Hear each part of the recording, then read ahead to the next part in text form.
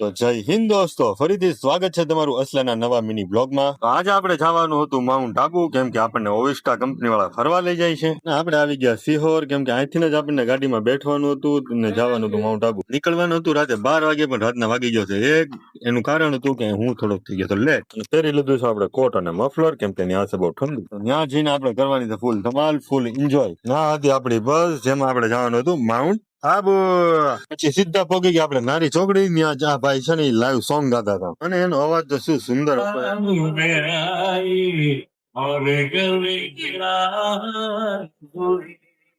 અને કમેન્ટ કરો તમને કેવો લાગ્યો ભાઈ નો અવાજ. અને પછી તો ડ્રાઈવરે ઉપાડી થઈ જાય ગાડી. અમારી કરતા ડ્રાઈવર ને વધારે ઉતાવળ હતી આબુ જવાની. એ ગાડી હાંકતા હતા ને અમે તો હોઈ ગયા મસ્તી ના અંદર.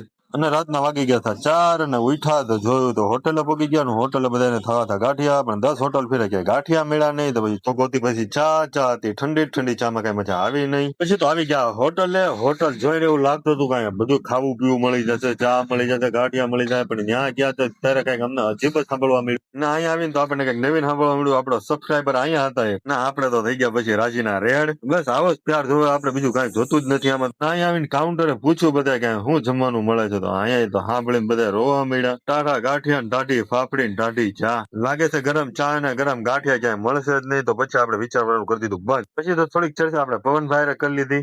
શું લાગે પવનભાઈ, કેમ લાગશે ગાંઠિયા, કેવા લાગશે?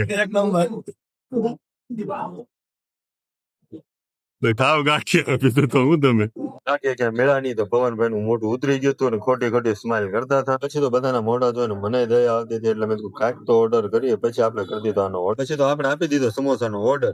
સાથે આપી દીધો ગરમ ગરમ ચા નો ઓર્ડર, કેમ કે સમોસા માટે ચા જ મજા આવે, એટલે સાથે ગરમ ચા નો ઓર્ડર પણ આપી દીધો. આપણે ચા ને સમોસા ખાઈને બધા આવી ગયા મજા. ફાઇનલી તો ઓવરનો ટાઈમ થઈ ગયો હતો ને મળીએ કાલે આપણે હોટલ નો નજારો જોવા. ત્યાં સુધી લાઈક શેર કમેન્ટ ને ફોલો કરતા રહેજો.